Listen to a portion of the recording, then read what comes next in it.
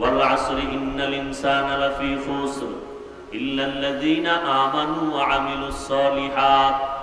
সমস্ত মানুষগুলো জাহান্নামে যাবে, কিন্তু যারা ঈমান আনার পরে আমল করবে নেক আমল, তারা জাহান্নামে যাবে না। ওয়াত-তিনি ওয়াজ-যাইতুনি ওয়া তুরি সিনিনা ওয়া হাযাল বালাদিল আমিন লাকাদ খালাকনাল ইনসানা ফি আহসানি তাকওয়িম সুম্মা রাদাদনাহু আসফালা সাফিলিন। আল্লাহ চার জিনিসের শপথ করে বলেন, সব মানুষকে আমি বড় সুন্দর করে সৃষ্টি করেছি। সৌন্দর্য যারা ধরে রাখবে না এরা জাহান্নামে চলে যাবে, কিন্তু না, ঈমান আনবে আমল করবে তারা জাহান্নামে যাবে না। ইন্নাল্লাযীনা আমানু ওয়া আমিলুস সলিহাতি কানাত লাহুম জান্নাতুল ফিরদাউসি নুজুলা।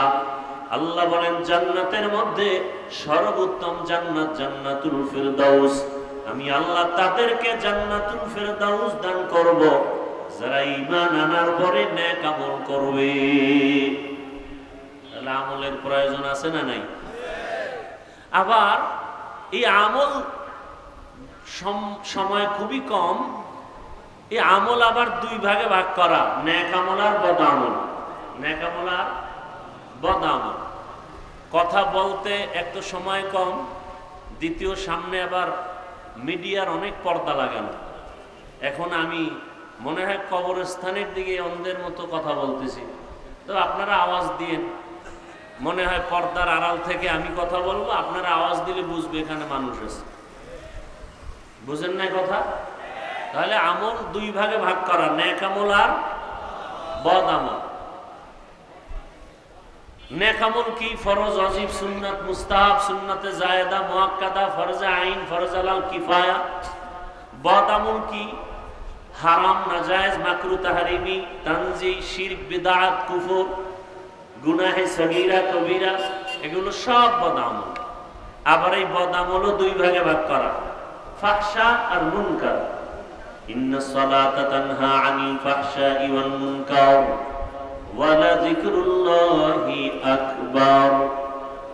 আল্লাহ বলেন নিশ্চিত নামাজ মানুষকে পাপের জগৎ থেকে মুক্ত করে দিবে। কার ওয়াদা? জোরে বলেন, ওয়াদা কার? আল্লাহ। তাহলে নামাজ অবশ্যই পাপের জগৎ থেকে মানুষকে পবিত্র করে দিবে। এই পাপ বলতে কিছু আছে ফাহশা, কিছু আছে মুনকার, দোনোটাই বদ আমল। তবে ব্যবধান, ফাহশা এমন বদ আমল যেগুলো বুঝার জন্য কোনো দলিল লাগে না, বিবেক বুঝে ফেলে, দলিল আছে, দলিল পর্যন্ত যেতে হয় না। মুনকার এমন বদ আমল যেগুলো দলিলের ভেতরে না ঢুকলে সমাধান হয় না। যেমন মিথ্যা বলা নেক আমল না বদ আমল? বলেন, এটা বুঝার জন্য দলিল লাগবে? দলিল আছে। ওয়াইলু ইয়াউমাইযিল লিল মুকাদ্দিবিন, ওয়াইলু ইয়াউমাইযিল লিল মুকাদ্দিবিন। মিথ্যাবাদীর জন্য জাহান্নাম। তো কেমন জাহান্নাম? ওয়াইল নামক জাহান্নাম।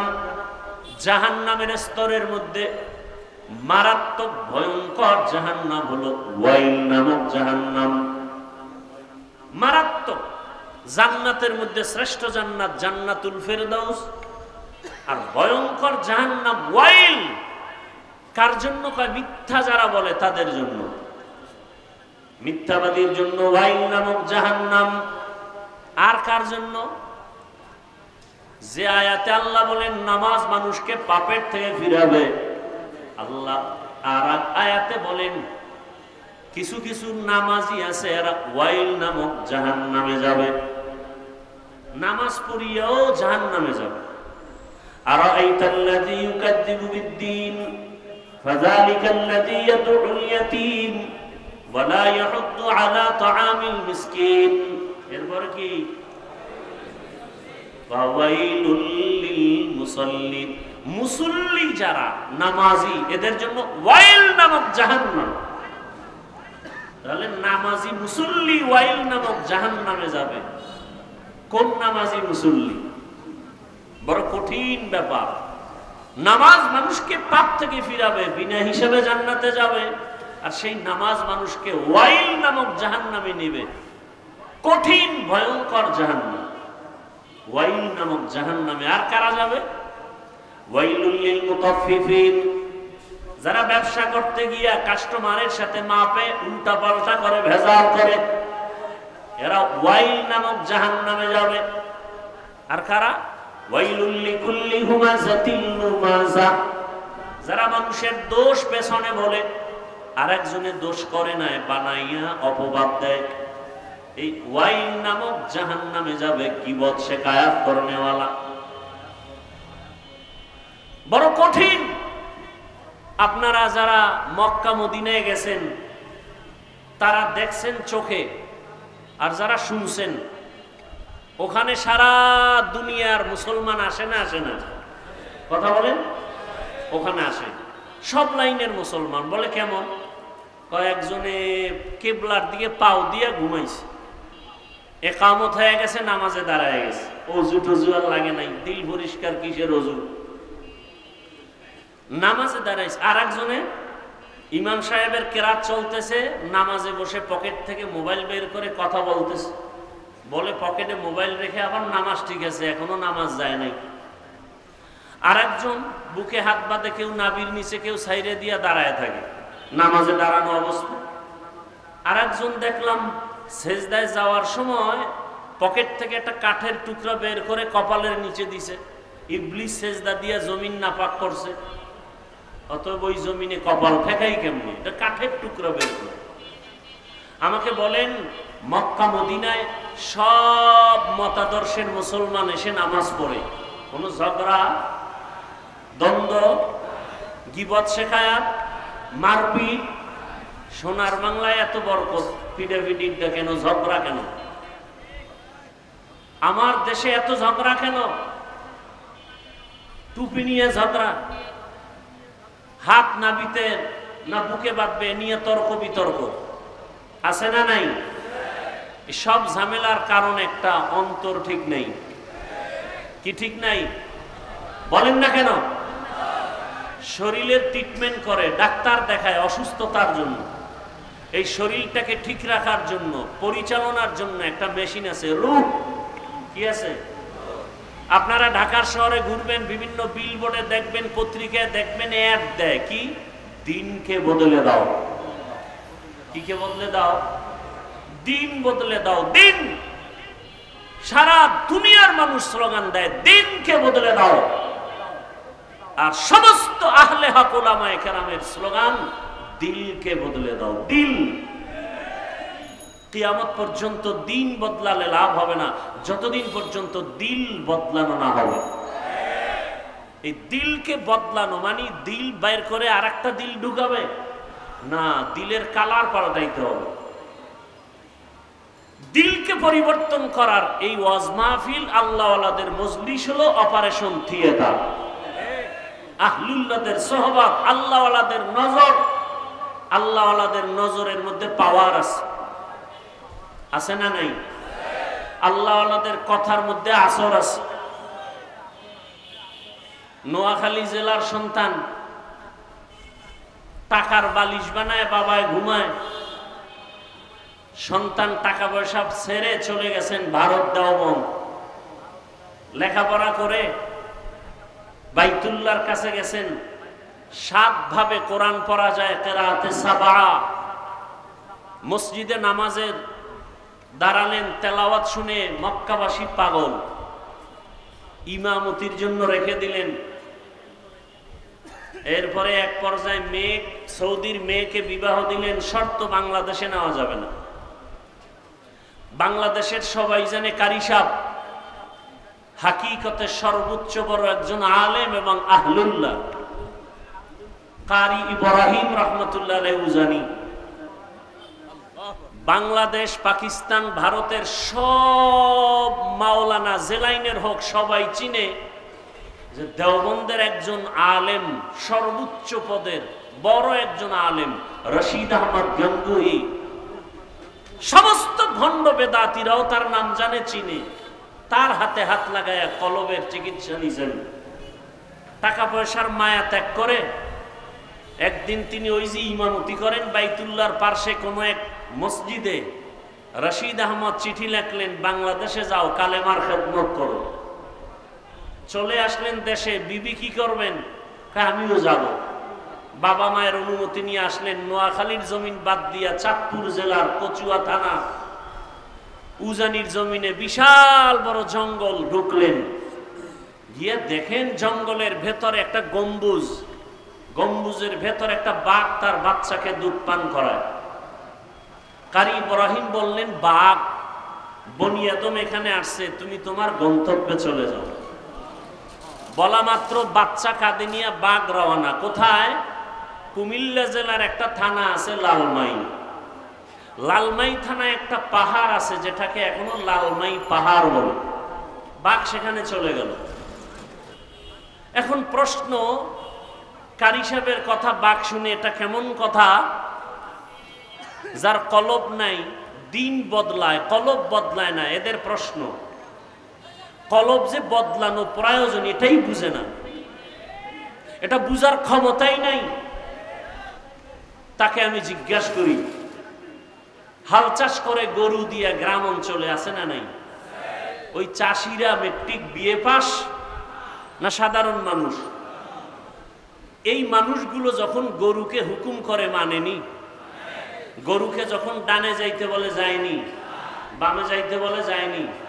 একটা কৃষি কাজ করে সাধারণ মানুষ বেনামাজি, ওর কথা যদি গরু শুনে, আল্লাহর ওলির কথা বাঘ শুনবে না কেন? এই বুঝার মতো মেধা ওদের নাই, কলব ঠিক নাই। এজন্য বলে আমরা পীর মুরিদি পীরাউলিয়া মানি না। আমি সারা বাংলাদেশে কসম করে বলি, দ্ব্যর্থহীন ভাষায় চিৎকার করে বলি, আল্লাহর জাতের কসম, যারা বলে আমরা ওলিয়া উলিয়া মানি না, তারা কোরআন মানে না, বুখারী শরীফ মানে না। এরা ভণ্ড। এদের যারা ভণ্ড বলে না তারাও ভণ্ড। তারা কোরআনও মানে না, বুখারী শরীফও মানে না। আপনি কি মনে করেন আমি কসম খেয়ে কথা বলছি হালকা ভাবে? হালকা ভাবে? আল্লাহ হেদায়েত দান করুন। চরমনাইর ওয়াজে বসলে মানুষ চিৎকার দেয় কেন? উজানির ওয়াজে বসলে মানুষ চিল্লায় কেন? তাকে আমার প্রশ্ন, তুমি ওয়াজে বৈশা চিল্লাও না কেন? এটা হাসির প্যান্ডেল না কান্নার প্যান্ডেল? কান্নার প্যান্ডেলে কাঁদবে, এটাই স্বাভাবিক। কান্না না আসলে তাকে জিজ্ঞাসা করো, তোমার চোখে পানি আসে না কেন? তোমার অন্তর নষ্ট, কলবের চিকিৎসা করো। এখানে চিৎকার আসার মজলিস। ইন্নামাল মুমিনুনা আল্লাযীনা ইযা যুকিরাল্লাহু ওয়াজিলাত কুলুবুহুম ওয়া ইযা তুলিয়াত আলাইহিম আয়াতুহু যাদাতুহুম ঈমানা ওয়া আলা রাব্বিহিম ইয়াতাওয়াক্কালুন। একজন আয়াত পড়া বয়ান করে, আল্লাহ কইছে কলবের মধ্যে কম্পন হবে জিকিরের আওয়াজ আসলে, তেলাওয়াতে কলবের ঈমানের পাওয়ার বাড়ে। তাহলে কলবের মধ্যে কম্পন হবে, শরীর লাফায় কেন? প্রশ্ন সেখানে আবার, কেন? দিল ঠিক নাই। ভূমিকম্প হয়নি সোনার বাংলায়? যারা জানেন তারা বলেন, ভূমিকম্প যে হয় ঢাকার কোনো এক জায়গায় বা নেপালে ভূমিকম্প হয়েছে বা কক্সবাজারে হয়েছে, ঢাকার শহর কাঁপে না কাঁপে না? কাঁপে। কক্সবাজারের ভূমিকম্প হলে ঢাকা কাঁপে কেন?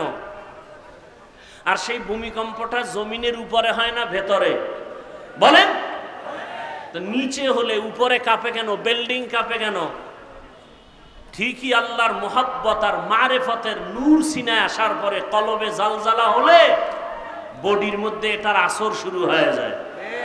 ইয়া ইলাহি মুঝসে মুঝকো দূর কর, তাকে দেখো মুঝ মে তুঝকো এক নজর। ইয়া ইলাহি তু মেরা মাবুদ হ্যায়, ইয়া ইলাহি তু মেরা মাশুক হ্যায়। এজন্য আল্লাহর সাথে যারা মোলাকাতের চিন্তা করবে তাদের জন্য কর্মসূচি দুইটা। আল্লাহর সাথে মোলাকাত করার আশাই নেই। কেন? আল্লাহর সাথে পরিচয় নেই। আল্লাহকে নাস্তিকরা তো বলে যাকে দেখি না তারে মানিও না। আল্লাহকে কেন দেখার চিন্তা নাই, আল্লাহকে চিনি না। আল্লাহকে চিনার জন্য কোথায় যাও? বলে আমেরিকা, লন্ডন কয় না। ওয়াফি আনফুসিকুম আফালা তুবসিরুন।